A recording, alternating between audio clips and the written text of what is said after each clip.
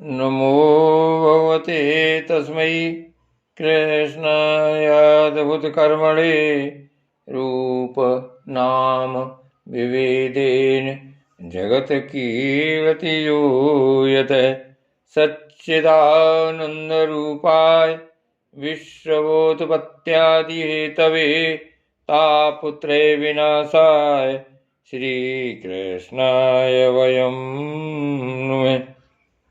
श्रीमद् भागवत महापुराण द्वादश स्कंध अध्याय 4।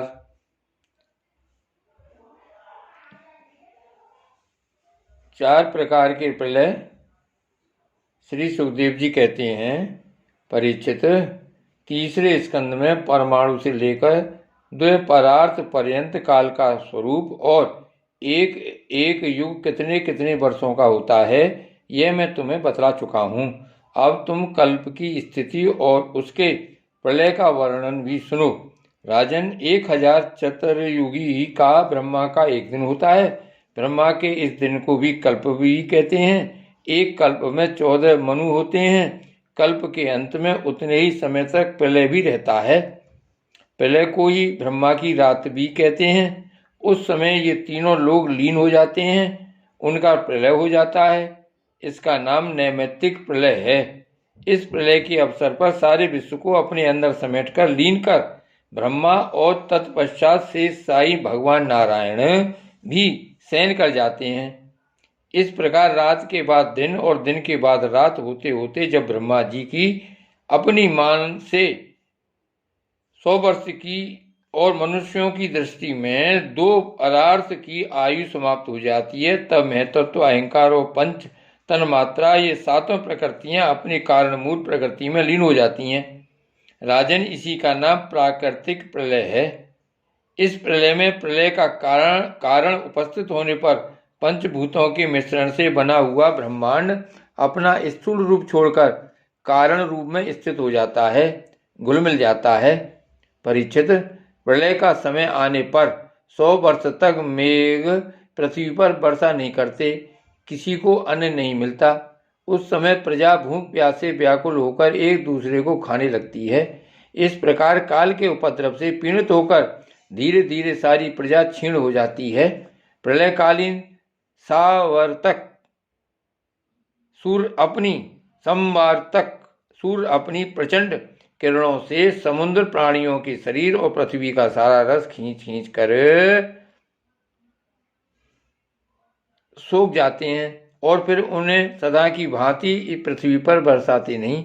उस समय संकर्षण भगवान के मुख से प्रलयकालीन संवर्तक अग्नि प्रकट होती है।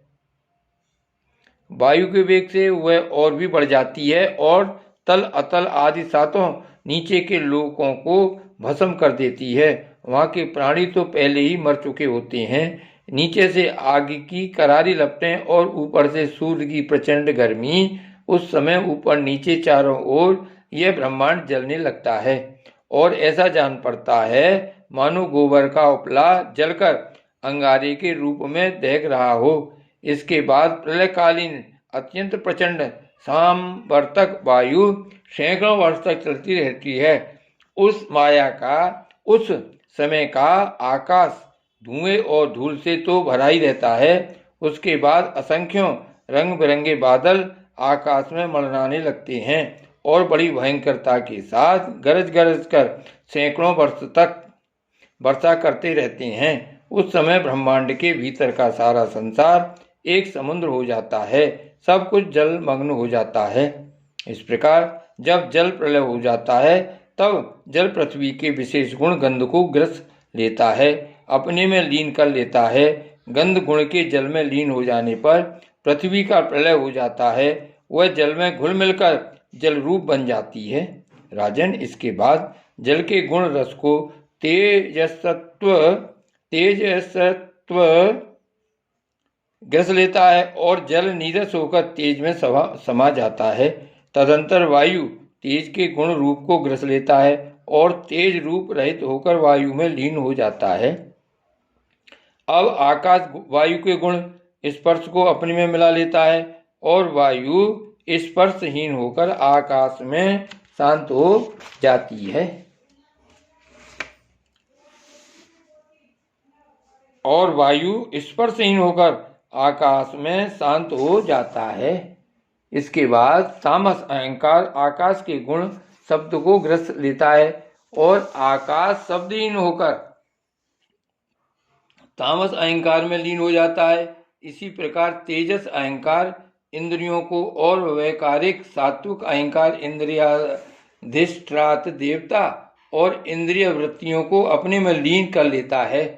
तत्पश्चात में तत्व अहंकार को और सत्व आदि गुण में तत्व को ग्रस लेते हैं। परीक्षित, यह सब काल की महिमा है।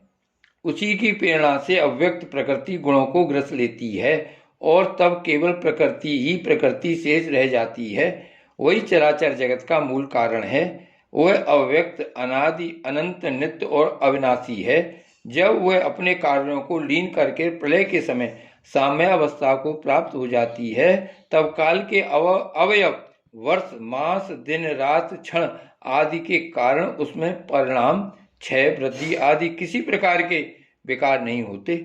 उस समय प्रकृति में स्थूल अथवा सूक्ष्म रूप से वाणी, मन, सतुगुण, रजोगुण, तमोगुण, महतत्व आदि विकार, प्राण, बुद्धि, इंद्रिय और उनके देवता आदि कुछ नहीं रहते।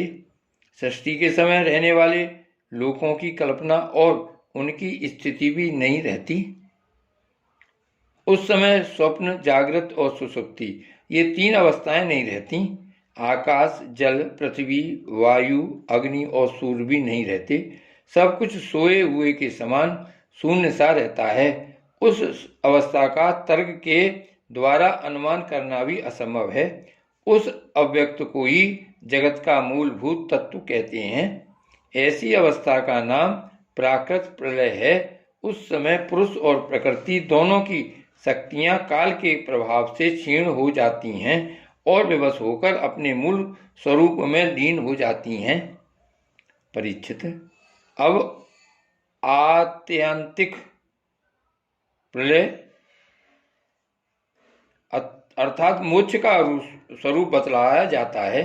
बुद्धि, इंद्रिय और उनके विषयों के रूप में उनका अधिष्ठान ज्ञान स्वरूप वस्तु ही भाषित हो रहा है। उन सब का तो आदि भी है और अंत भी, इसलिए वे सब सत्य नहीं हैं। वे दृश्य हैं और अपने अधिष्ठान से भिन्न उनकी सत्ता भी नहीं है। इसलिए वे सर्वथा मिथ्या माया मात्र हैं।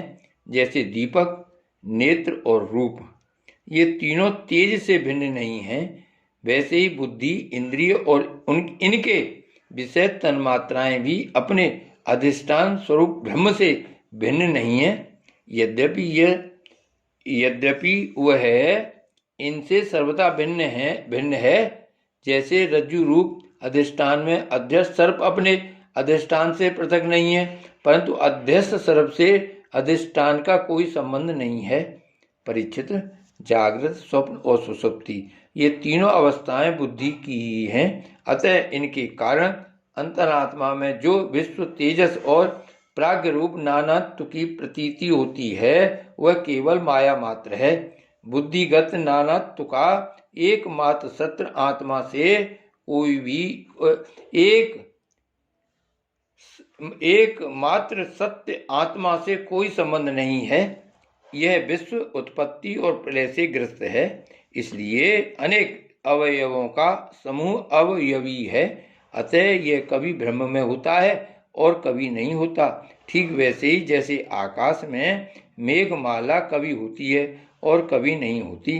परीक्षित, जगत के व्यवहार में जितने भी अवयवी पदार्थ होते हैं उनके न होने पर भी उनके भिन्न भिन्न अवयव सत्य माने जाते हैं, क्योंकि वे उनके कारण हैं। जैसे वस्तु रूप अवयवी के न होने पर भी उसके कारण रूप सूत का अस्तित्व माना ही जाता है, उसी प्रकार कार्य रूप जगत के अभाव में भी इस जगत के कारण रूप अवयव की स्थिति हो सकती है। परंतु ब्रह्म में यह कार्य कारण भाव भी वास्तविक नहीं है, क्योंकि देखो, कारण तो सामान्य वस्तु है और कार्य विशेष वस्तु। इस प्रकार का जो भेद दिखाई देता है वह केवल भ्रम ही है। इसका हेतु यह है कि सामान्य और विशेष भाव आपेक्षिक हैं, अन्योन्याश्रित हैं। विशेष के बिना सामान्य और सामान्य के बिना विशेष की स्थिति नहीं हो सकती। कार्य और कारण भाव का आदि और अंत दोनों ही मिलते हैं। इसलिए भी वह स्वाप्निक भेदभाव के समान सर्वथा अवस्तु है। इसमें संदेह नहीं कि यह प्रपंच रूप विकार स्वाप्निक विकार के समान ही प्रतीत हो रहा है, तो भी यह अपने अधिष्ठान ब्रह्म स्वरूप आत्मा से भिन्न नहीं है। कोई चाहे भी तो आत्मा से भिन्न रूप में अणुमात्र भी इसका निरूपण नहीं कर सकता। यदि आत्मा से पृथक इसकी सत्ता मानी भी जाए तो यह भी चिद्रूप आत्मा के समान स्वयं प्रकाश होगा और ऐसी स्थिति में वह आत्मा की भांति ही एक रूप सिद्ध होगा। परंतु इतना तो सर्वथा निश्चित है कि परमार्थ सत्य वस्तु में नानात्व नहीं है। यदि कोई अज्ञानी परमार्थ सत्य वस्तु में नानात्व स्वीकार करता है तो उसका वह मानना वैसा ही है जैसा महाकाश और घटाकाश का आकाश स्थित सूर्य और जल में प्रतिबिंबित सूर्य का तथा बाह्य वायु और आंतर वायु का भेद मानना। जैसे व्यवहार में मनुष्य एक ही सोने को अनेकों रूपों में गढ़ गलाकर तैयार कर लेते हैं और वह कंगन कुंडल कड़ा आदि अनेकों रूपों में मिलता है, इसी प्रकार व्यवहार में निपुण विद्वान लौकिक और वैदिक वाणी के द्वारा इंद्रियातीत आत्म स्वरूप भगवान का भी अनेकों रूपों में वर्णन करते हैं। देखो ना, बादल सूर्य से उत्पन्न होता है और सूर्य से ही प्रकाशित, फिर भी वह सूर्य के ही अंश नेत्रों के लिए सूर्य का दर्शन होने में बाधक बन बैठता है। इसी प्रकार अहंकार भी ब्रह्म से ही उत्पन्न होता, ब्रह्म से ही प्रकाशित होता और ब्रह्म के अंश जीव के लिए ब्रह्म स्वरूप के साक्षात्कार में बाधक बन बैठता है। जब सूर्य से प्रकट होने वाला बादल तितर बितर हो जाता है तब नेत्र अपने स्वरूप सूर्य का दर्शन करने में समर्थ होते हैं। ठीक वैसे ही जब जीव के हृदय में जिज्ञासा जगती है तब आत्मा की उपाधि अहंकार नष्ट हो जाता है और उसे अपने स्वरूप का साक्षात्कार हो जाता है। प्रिय परीक्षित, जब जीव विवेक के खड़ग से माया में अहंकार का बंधन काट देता है तब यह अपने एक रस आत्म स्वरूप के साक्षात्कार में स्थित हो जाता है। आत्मा की यह माया मुक्त वास्तविक स्थिति ही आत्यांतिक प्रलय कही जाती है। हे शत्रुदमन, तत्वदर्शी लोग कहते हैं कि ब्रह्मा से लेकर तिनके तक जितने प्राणी या पदार्थ हैं सभी हर समय पैदा होते और मरते रहते हैं, अर्थात नित्य रूप से उत्पत्ति और प्रलय होता ही रहता है। संसार के परिणामी पदार्थ नदी प्रवाह और दीप शिखा आदि क्षण क्षण बदलते रहते हैं। उनकी बदलती हुई अवस्थाओं को देखकर यह निश्चय होता है कि देह आदि भी काल रूप सोते के वेग में बदलते जा रहे हैं। इसलिए क्षण क्षण में उनकी उत्पत्ति और प्रलय हो रहा है। जैसे आकाश में तारे हर समय चलते ही रहते हैं परंतु उनकी गति स्पष्ट रूप से नहीं दिखाई पड़ती, वैसे ही भगवान के स्वरूपभूत अनादि अनंत काल के कारण प्राणियों की प्रतिक्षण होने वाली उत्पत्ति और प्रलय का भी पता नहीं चलता। परीक्षित, मैंने तुमसे 4 प्रकार के प्रलय का वर्णन किया। उनके नाम हैं नित्य प्रलय, नैमित्तिक प्रलय, प्राकृतिक प्रलय और आत्यंतिक प्रलय। वास्तव में काल की सूक्ष्म गति ऐसी ही है। हे कुरुश्रेष्ठ, विश्व विधाता भगवान नारायण ही समस्त प्राणियों और शक्तियों के आश्रय हैं। जो कुछ मैंने संक्षेप से कहा है वह सब उन्हीं की लीला कथा है। भगवान की लीलाओं का पूर्ण वर्णन तो स्वयं ब्रह्मा जी भी नहीं कर सकते। जो लोग अत्यंत दुस्तर संसार सागर से पार जाना चाहते हैं अथवा जो लोग अनेकों प्रकार के दुख दावानल से दग्ध हो रहे हैं, उनके लिए पुरुषोत्तम भगवान की लीला कथा रूप रस के सेवन के अतिरिक्त और कोई साधन, कोई नौका नहीं है। ये केवल लीला रसायन का सेवन करके ही अपना मनोरथ सिद्ध कर सकते हैं। जो कुछ मैंने तुम्हें सुनाया है यही श्रीमद् भागवत पुराण है। इसे सनातन ऋषि नर नारायण ने पहले देवर्षि नारद को सुनाया था और उन्होंने मेरे पिता महर्षि कृष्ण द्वैपायन को। महाराज, उन्हीं बद्री वन बिहारी भगवान श्री कृष्ण द्वैपायन ने प्रसन्न होकर मुझे इस वेद तुल्य श्री भागवत संहिता का उपदेश किया। कुरुश्रेष्ठ, आगे चलकर जब शौनकादि ऋषि नैमिषारण्य क्षेत्र में बहुत बड़ा सत्र करेंगे तब उनके प्रश्न करने पर पौराणिक वक्ता श्री सूत जी उन लोगों को इस संहिता का श्रवण कराएंगे। श्री भागवत भगवान की जय।